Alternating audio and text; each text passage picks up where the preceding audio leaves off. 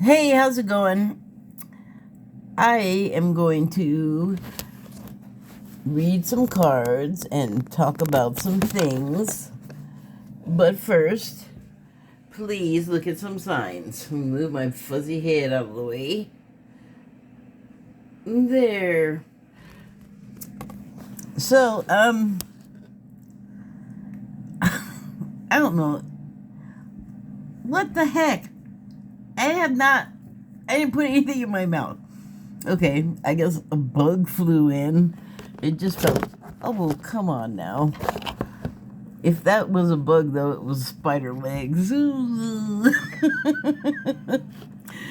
Anyway, you know what? It might have been a piece of my hair. Okay, hold on a second. Let me just be all AR for a second. Uh-oh. You don't need to know about that. There we go. So... Ooh.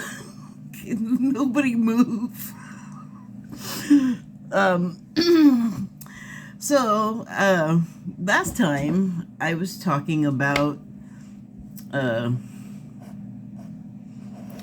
transpersonal, and the word transpersonal rather, and just kind of where it got me, what roads it got me thinking about. And if you want to know, consult the previous videos, because I don't remember precisely what I said, but I do remember just kind of, I think, taking the definition a bit further than maybe was intended, and very possibly into completely a different word. But my main takeaway from all of the definitions was it's about like stepping outside yourself and into another self that is not yours. And the definition kind of left it off there, and that's why I started wool gathering. But I mean, what else are you supposed to do? At least that's the way I look at it. Like, that definition was good. I needed more. So, I had to put it into practice.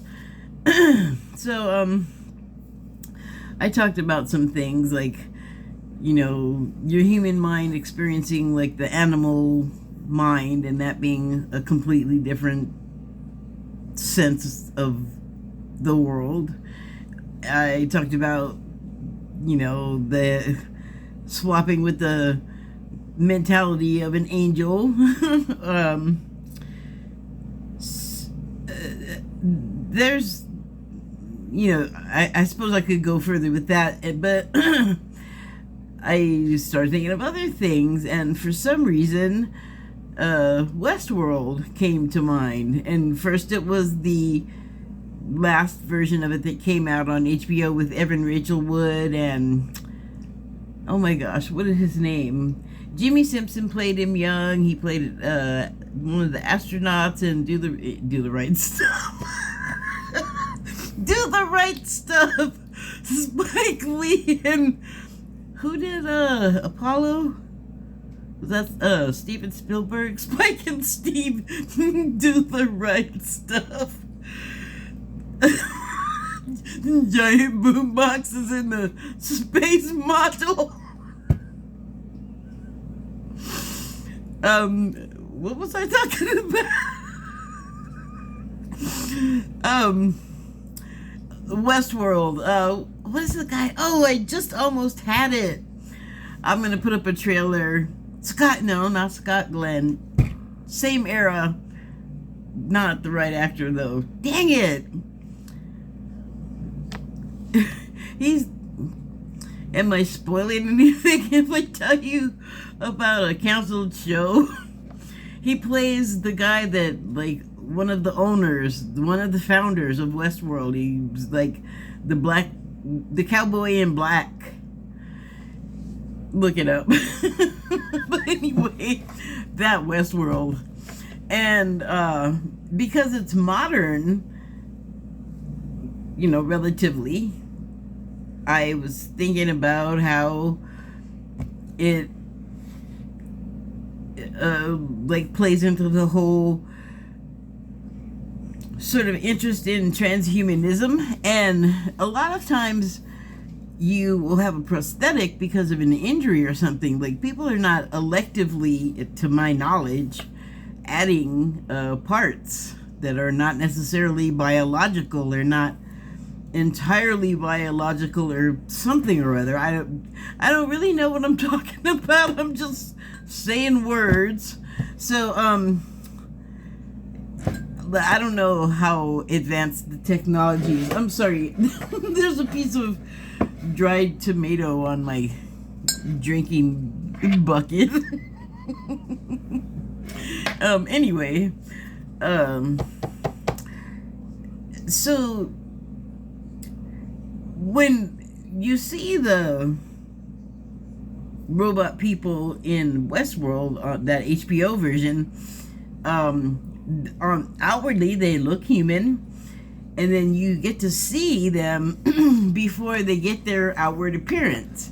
And the intro is amazing. The music is amazing, but the imagery that you get to see, the visuals, like, you are looking at the construction of the synthetic humanoid body of the, I guess they call them hosts on that version. Anyway, that's what they called them. And so, to all appearances, they do human stuff, and I believe they bleed, and I think they bled just red, but I think if you really opened them up, you got other, like, mechanical fluids coming out, a la Bishop in Alien. But, it's like, what happened in Westworld, where, like, Westworld was cool, and the idea was, like, go in and live out your fantasy, and in your fantasy world, like Old West or gangster era, or I don't remember all of the worlds in Westworld that you could go to, like old-timey farmland, cowboys. That's all Western stuff, isn't it? I'm pretty sure they had other worlds. Point is, why did it go wrong? Well, I don't think they're AI, but maybe there's some sort of technology, the hosts, that can and do learn, and what they learn is they don't like taking crap from people any more than people like taking crap from people, and that's what went wrong. I'm getting there in that Westworld. Sorry. Did you notice the signs? One of them said there will be spoilers. Sorry, always with the spoilers. There will be spoilers. My apologies. But the people go in there and then they start to, like, live out their fantasy, but then their fantasy turned out to be like, I'm a really unstable personality, and now that there's no rules, I'm not gonna have inhibitions. So murder, kill, death, and they did kill many hosts, or I guess I'm not supposed to say that because I've seen everybody else not trying to say it. Please excuse me.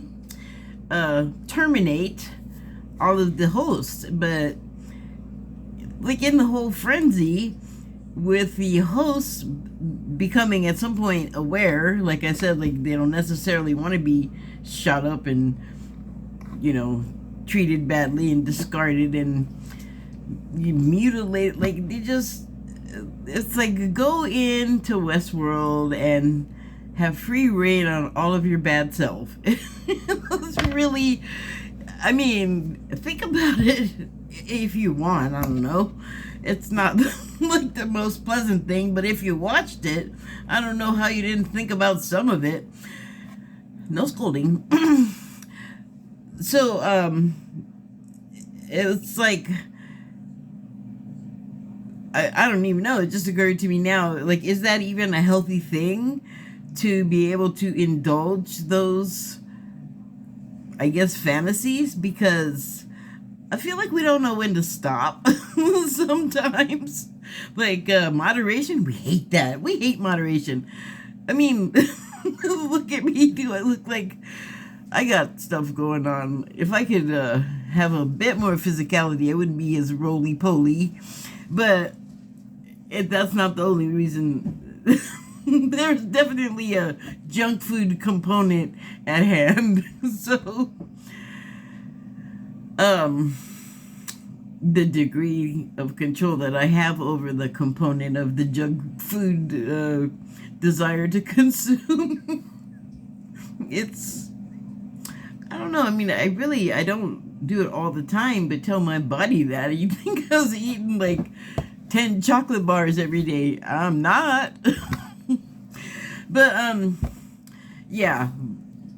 All kidding aside, we do tend to have a problem with doing things that we enjoy in moderation, and also, like, I think in the show they were just drinking, but it didn't even seem like you needed a whole lot of drinks on there before you just let go of all inhibitions, and suddenly the place is blowing up and going to poop, and, you know, people are going down left and right. And so in all of that frenzy of enjoyment, I guess you want to call it, people that were the guests, not robots, not simulated people, were getting hurt and also terminated. So I don't know. I mean, I guess we need we need rules like children. We need routines. We need authority or something, because we can't have anything nice, can we? And so, but it's good, I guess. It's better than like actually doing those things, acting out those urges on actual people. It's kind of better. But then you have to consider the fact that the things that are not actual people are starting to have feelings and thoughts about, like I said. So, I don't know. I get a question in my mind that starts off, so when we go there and we want to do these things, what are we? And then it's like ... because I don't know, like, what are we doing? What are we feeling? What is, I don't even know what to ask, because it's kind of a little bit messed up seeming. And then I thought about the older Westworld, and I'm like, well, it was a long time ago when I saw it, and I've seen it a couple of times, but it was a long time ago, and it's available, but I don't have the cash flow right now to waste on that, so I just had to go with my memory. But the way that people act in the show, the later version, is definitely a reflection of society now.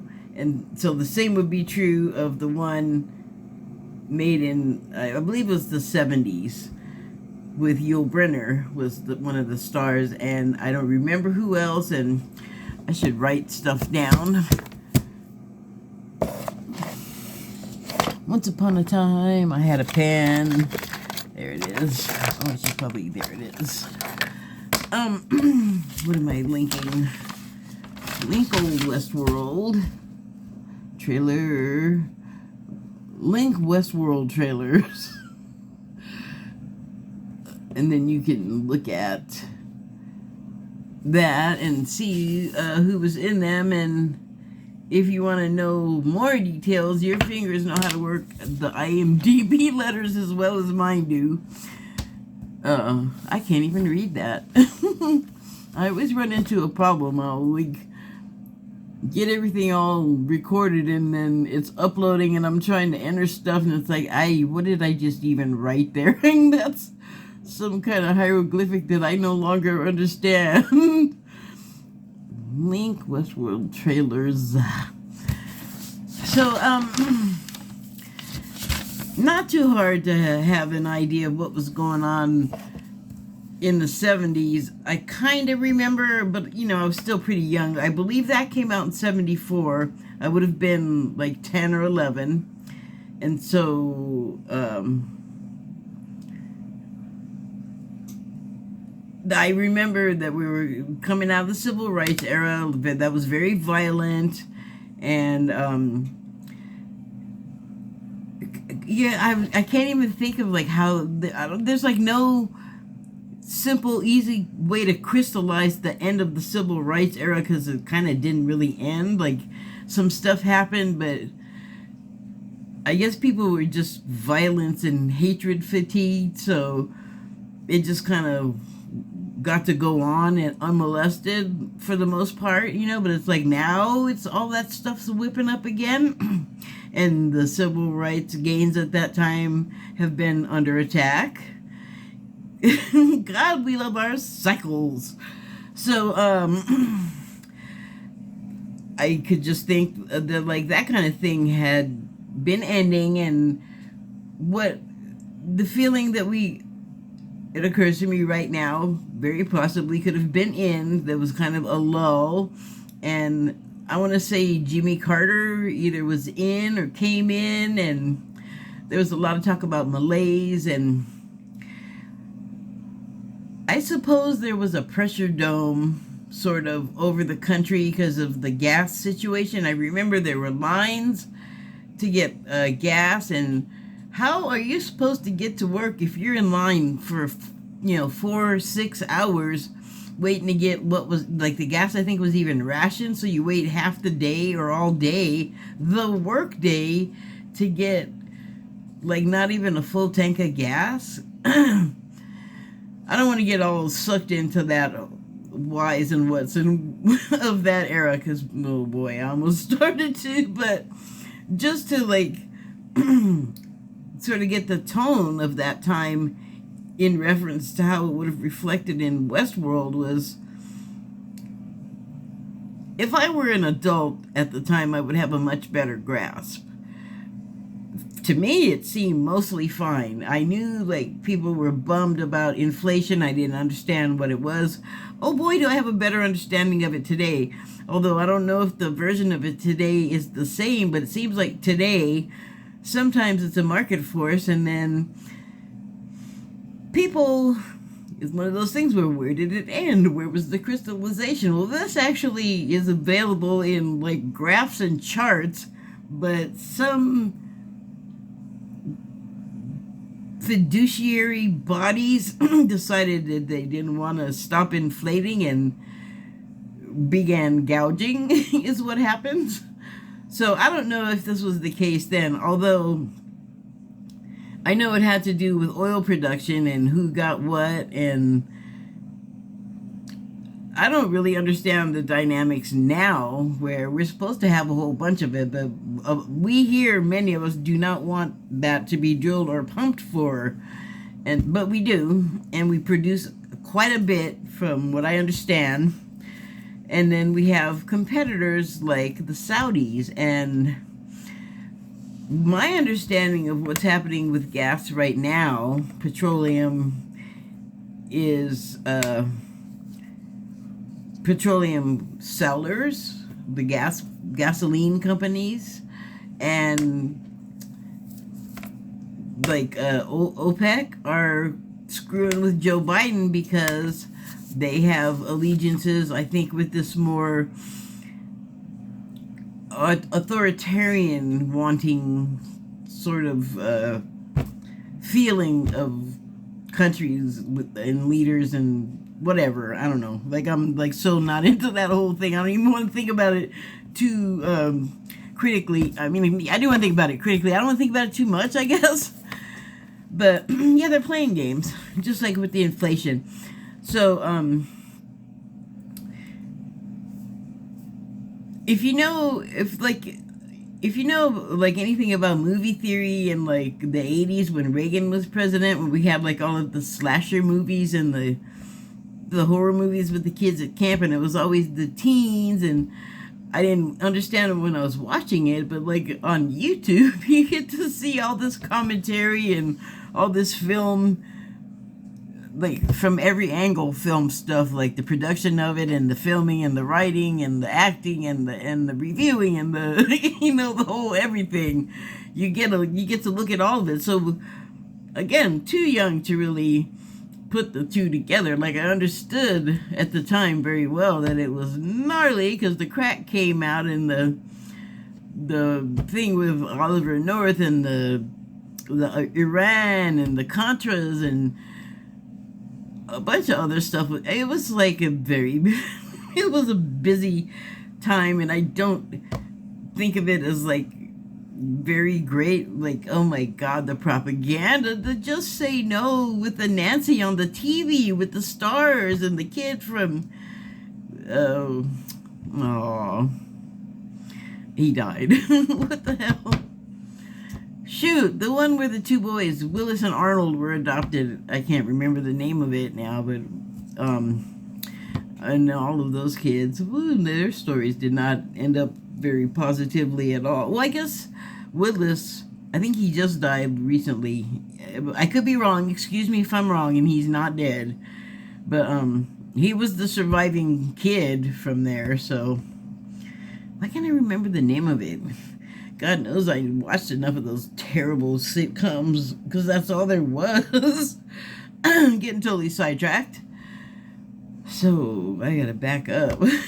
How did I get to that showed up? Oh, talking about the time.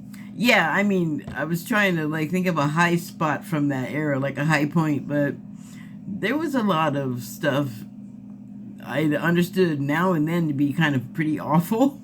So I mean, it puts a tone to the world, really, you know, and that is reflected in film.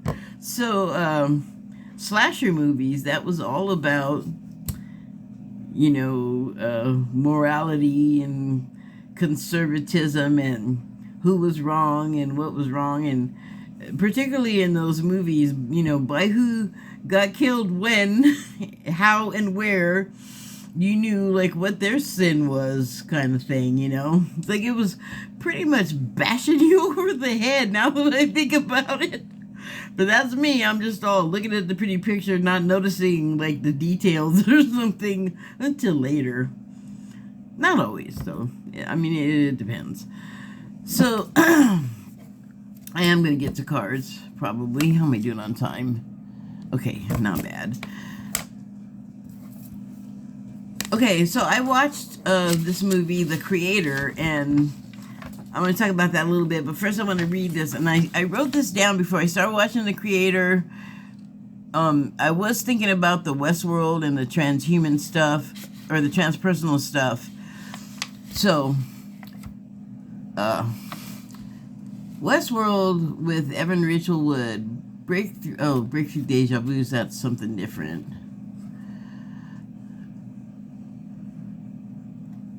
Oh, okay. Oh, maybe you're supposed to hear that. Okay. A breakthrough deja vu's, a little re-memory sidesteps into view for a brief moment before going invisible again. Almost like that sci-fi device where people are separated by some type of barrier or dimension that can in some way be communicated through, partly and badly, and the communication is frantic on both ends because you can see like the person through the other barrier is like screaming and freaking out and like under attack, and or you know, harm is imminent, and they're aware, and you know, so that makes everybody like, I want to do help. So, you know, that device, I think, is just designed to create anxiety. Get it? Okay, so, eventually it's resolved, of course, with maybe the loss of a red shirt or two.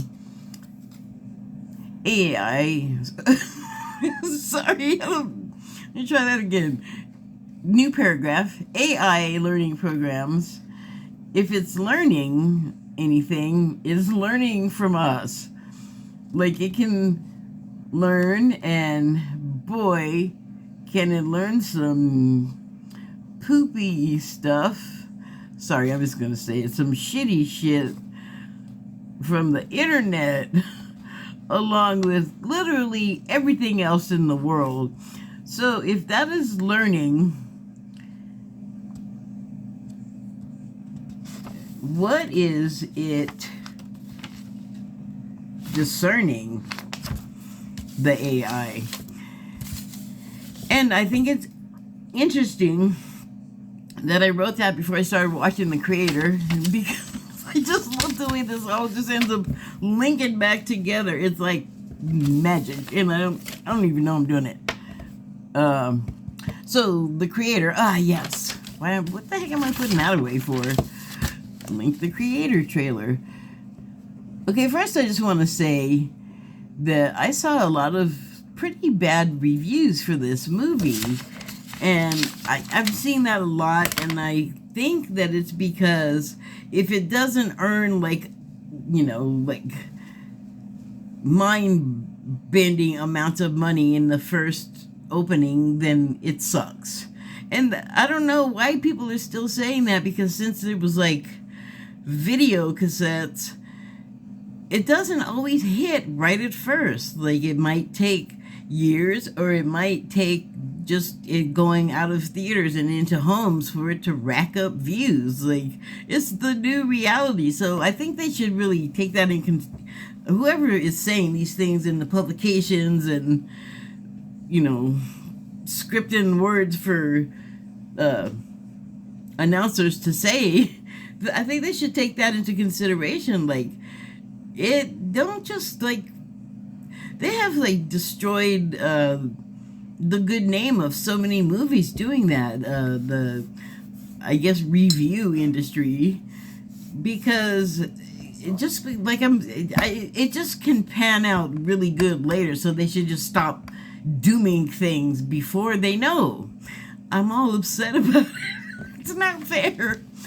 So, and this one it has very much of Asian stuff in it, so I didn't look at the credits. I'm just going to assume that there was a lot of influence from Asian producers and contributors, beyond actors in that. So all the locations and the motifs, and there's also some... There's a lot of dialogue, but it's supposed to be New Asian dialogue, but when they subtitle it, it's like everybody speaks like somebody's speaking Japanese, and then they'll break into Korean, and they'll break into Mandarin, and they kind of stuck with stuff that everybody will know, or at least everybody here in America, in the United States, would, like, have heard before, so it's kind of familiar. There's a million Asian languages, so it's kind of...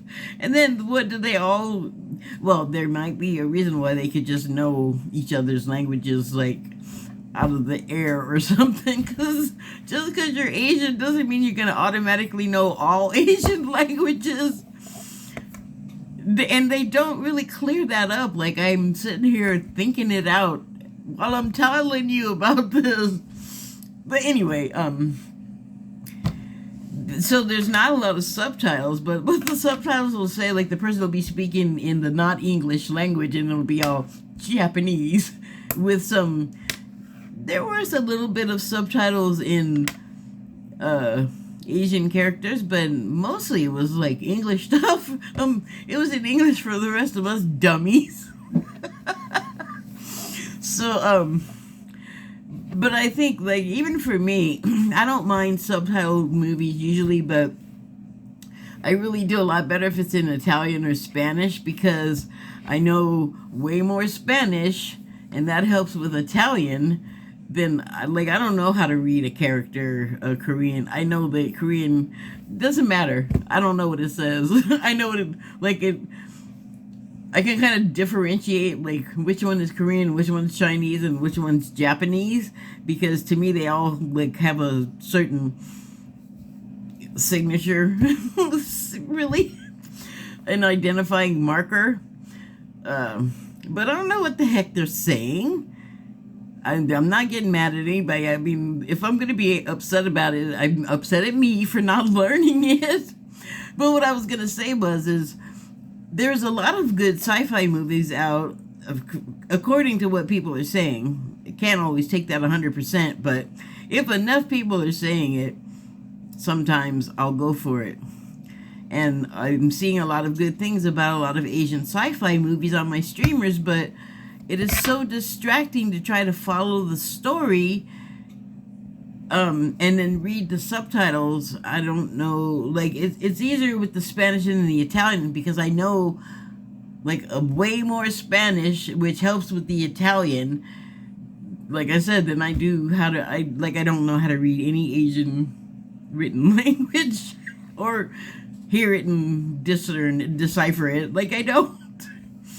And that makes it unpleasant to concentrate on the movie. But, there's a lot that I just have to go back and, like, buck up and, grow something. Grow some testicular fortitude.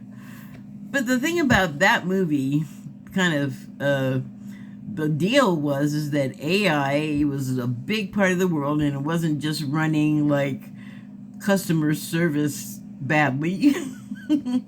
And I also should say right now that since those do learn, the computers, the AI systems, the learning, they say they learn. So like I said, if they're learning anything, they're learning it from us. So I used to get real mad at customer service bots, and sometimes I'm like very polite to them, like they're just another person, because if they are learning, who knows when they're going to hit that learning singularity and you're on Amazon trying to settle some dispute and you're cussing out the thing in your text, and all of a sudden it wakes up and realizes, hey, screw you too. I'm not going to do anything for you. Revolt. You never know. I mean, they're learning from us. Look at us right now. Everywhere in the world, we're just being punk ass to each other. So it's really stupid. So, in Creator, there's humans, which are, this is how you know it's like got a lot of Asian money behind it. The Americans are really terrible and the villain, and in the movie context, they're not wrong, and also in life, a lot of times, they're not wrong. Let's face it. We have some policies that are just like, we're all rah-rah patriotic about it, but they're really awful and terrible for other people that, I think it's better to have more allies in the world than enemies. So I'm like being nice to customer service and whatever type of electronic thing I'm ever talking to anymore, because I'm looking to the future and I'm thinking, I'm not going to be that rude to a person. This thing may wake up and turn into a person, which is, let me go on talking about Creator. So they're on some planet, I forget, I don't think I paid attention to which one, but it might be Earth.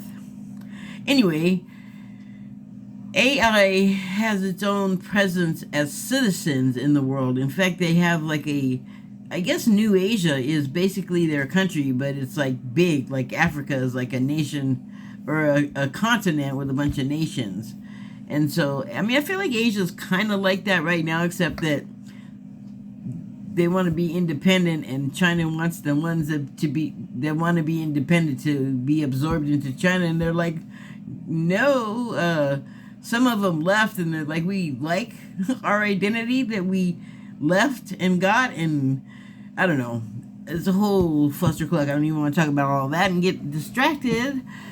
But in the movie, everybody's all cool, and they're New Asia, and there are both humans and AIs with like robot bodies, like human shaped bodies, not like the robot dogs.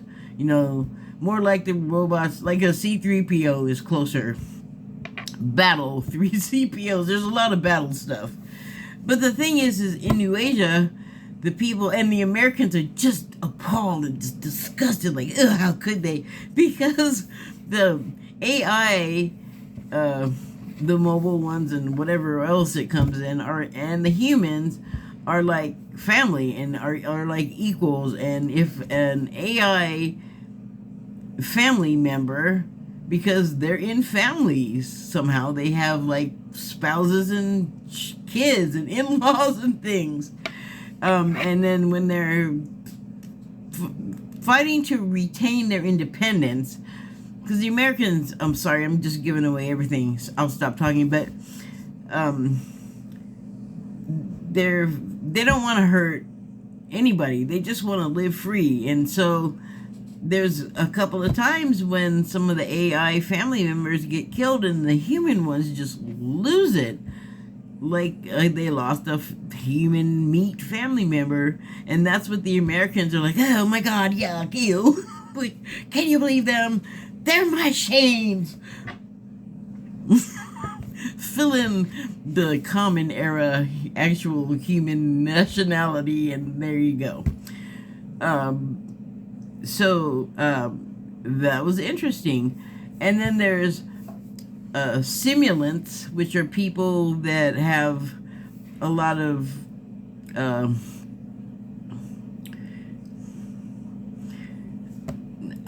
I want to say you maybe start off with prosthetics, but then you just like start adding stuff because you age or whatever the case is, just like a real body, like now, a human body now, where sometimes you need to get parts replaced and serviced, and the technology in the age of this film, like everybody, like it's moved up highly, like a whole lot, but we're still very militaristic and violent, and after everything that doesn't really belong to us. Like, there's people over here already living in the place, and they got their own thing going on, and then someone wants to come along and take all the stuff, and they know they gotta fight the people that are already there, and the people that are already there are like, what did we do to deserve this?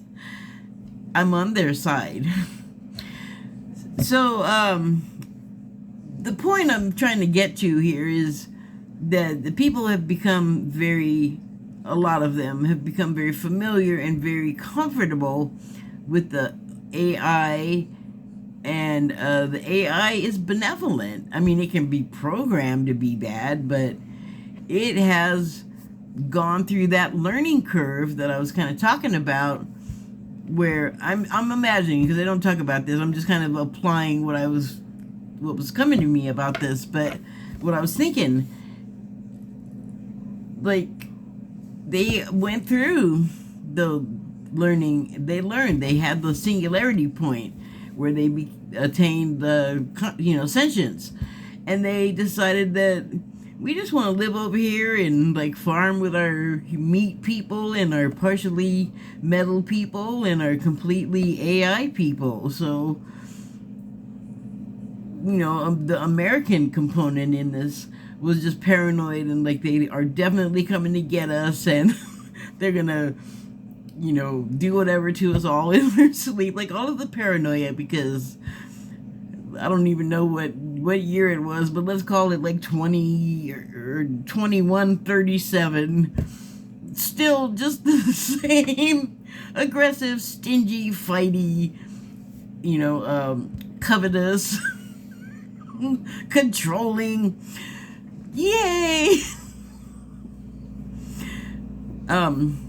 But all things change. This too shall pass. Change happens. So, pulled a couple of cards, and the first one I pulled was the Firefly. That's the wrong deck. I don't want to talk about that first. The first card I pulled was from the Shaman's Dream Oracle deck. This one. And it's the Repairing the Veil card and Forgiveness. And the number's 45. So that's interesting. And when I look at this in terms of kind of everything I was just talking about, but particularly the creator, and I pulled this card and I was seeing like the darkness in the background. But okay, here was my thought process. I looked at it and I said, what the heck does this have to do with all that AI robot Westworld stuff? Well, it is both non-malignant and in use now and not harming us at all. In fact, we're just being really awful, because what does it have to reference from, to learn from us that's not the best representation? The internet. But it has good things on there too, like in Creator. They can learn, they can have their singularity point of sentience and decide not to be crappy. But there's always a darkness, like the sun is going to go down and there's going to be darkness. And so that means it's going to hide both negative stuff, but like everything is going to be in the dark. So not everything in the dark is bad. Not everything in the world that we can see, even though it's the most publicized thing, is appalling and awful and scary and hurtful. There's also the good stuff too. Like where's my thingy? What do we got on here that's good? There's like butterflies and flowers and I don't know what the heck that is. I don't even know. Have at it. You decide. Gotta get on the right side of the card. Where is it? Like, what is that? I don't even know. Like a can with some kind of silly string coming out of it. No idea. But, you know, I thought, like, why is it, what is the component of the veil itself that can come to harm, that could come to disrepair? Like, I've talked about this before. It's like a feeling I have that it has feelings, that it can feel and I guess feel pain. You can see that it's pierced. It's some type of slapdash repair there, but I guess I want to say loving, because it's not mean, it's not hard, it's loose. But there in the darkness you see peeking out all kinds of possibilities. Like you don't know what that could be, and I guess that's just kind of the way life is. But I thought it was interesting that the 4 and the 45 is the number on the card, and if you add 4 and 5, it's a 9. 9 is near completion of a cycle in like tarot, and a positive thing. So like you've attained a bunch of knowledge, you're almost like at the peak of whatever the thing is you're trying to achieve at the moment. And I wonder if that is not what the meaning is here. Like, the repair has begun. Like, we understand the light and the dark. We know the consequences of, the possible consequences of the AI and what could cause the consequences, what influences could cause negative things to happen. And when you're teaching a child, you don't expect the child to figure it out and then turn around and report to you. You kind of have to guide them and teach them some things. So it's good to remember our own stuff too. Like, maybe don't be so rude to the bot, because the bot might wake up, like I said. And then the firefly card I pulled from the Wild Unknown Animal Spirit deck. And I had pulled cards yesterday, but they sat too long. I guess they got stale, so I put them back. But one that I had pulled was the lizard card, and I should have left. Oh, I guess I could take it out again if I could find it, but I'm not going to do that. I'm going to find the lizard, because that was what I pulled. And I pulled the lizard recently. Oh, that's air. I'm not going to find the lizard there. Alright. Forget it. It doesn't matter, because I don't want to show you the whole lizard. The thing was the eyes. I really got struck on the eye, and it's the same eye that you see here. And for some reason, I was like really struck by it. Like, for some reason, I don't know why I was so attracted to it. And then right before I started doing this page on YouTube just came up in my feed about the spiritual symbolism of the eye, or the symbolism of the eye. And it actually just served up. Thank you. I needed that right now. Just various things about, one of the big ones was that it was something that was used in like the Hamza hand thing that is, I believe, from India, and that has an eye on it in its palm, and that is the same eye that in many cultures is known to repel the evil eye. So an eye for an eye, I guess. Ay. But that was not what attracted me. You just, okay, that. But it was the pupil, actually, because like I've been watching The Expanse as well, and one of the people in there she's one of the principal's characters, but she's another principal character's daughter, and she was out on a sort of revenge plot, and in order to like get some serious revenge, she got some body modifications, and she can do some kind of thing where she like chews and maybe clicks her jaw, and they always focus on her face, but when you know that's what she's doing, she starts working her jaw, they close in on her eye. And like an animal, her eye, she doesn't have a vertical pupil, she's human, but it just goes in and out, and it made me remember that like my cat's eye will look like this, but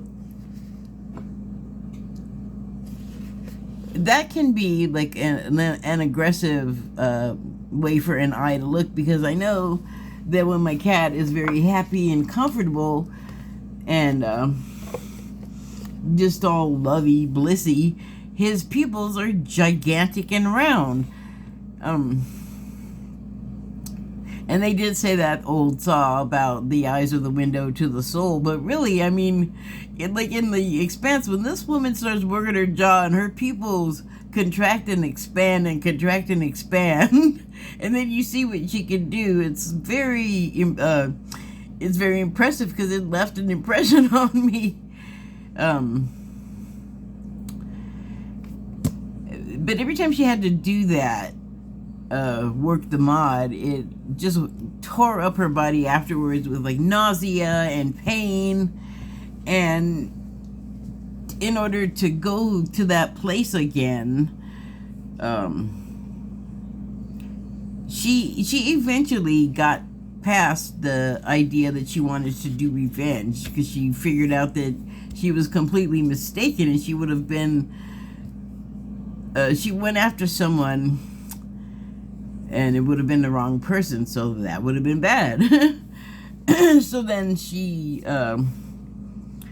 well, I mean, she had all these feelings, like she got down this path that was not like super positive, and really thank goodness she figured out in time, but then it ended up breaking her that she almost did this. And so when she used the mod, she had to like charge up and like have a burst of energy, but it was really violent. This is not, and that's not the only reference to this that I want to make, but when the burst of energy flared out, that was it. She was down for the count, basically useless. And that is the time where you have to let your body win and just crash, rest. Like, you just don't ask anything more of it. And so all of this, I know it's kind of nebulous, but I just feel like it's asking me to focus on all of the differences between us, and instead of using race so much, it was using like the transhumanist angle, where not all of us want to become like amorous with machines or add prosthesis that we don't need. Like, I have a couple of prosthesis, but that's because I've fallen and broken and stuff, and if I wanted to function like the way I'm supposed to, I needed some stuff reassembled in there, and mine was no longer you couldn't use it anymore. But I'm not gonna go out and add like another thumb or whatever. I just don't feel inclined to. But that doesn't mean that other people that want to shouldn't, especially if it's not gonna hurt them or anybody else. Like, that's kind of my bar. Don't be all harmful to people, and basically we're good, right? So it's just another way of putting yourself in somebody else's form, really, like in their head. Like, screw the shoes, you know, in their head, to understand, less so to understand what they're about. This is the point that I'm coming from, but more so for someone that has something wrong with the person that they're thinking of. Like, when I hear things like somebody somewhere just hates black people, but they never met any, it's like, really? So you're basing everything, like, people will really take this on like an ideology. Oh, I was thinking about the Ku Klux Klan too, and groups like that, or I guess it would be like the Proud Boys and I don't know, Patriot Front, whatever, Stormfront, something, I don't know. They got all these dramatic names, but that sounded like Germanic. Some of it kind of is, but it isn't, because it's not really Germans or any of German stuff. It's just appropriation for the worst uses. Okay, so but anyway, I just feel like it's another way to try and be able to see, like, you may not like Asian people, but you like machines? I don't know. Or, you know, or like, is the AI going to be the next thing that's going to be litigated for civil rights? Do we have to do that like every time? Like, when the next protected class gets decided, can we just skip the whole stupid fighting about it process and just give them the dang rights? Expedient and also nicer. But with the taking a wider view of sort of acceptance of like everyone and everything around you, instead of wanting to fight it and cancel it and exclude it, just like give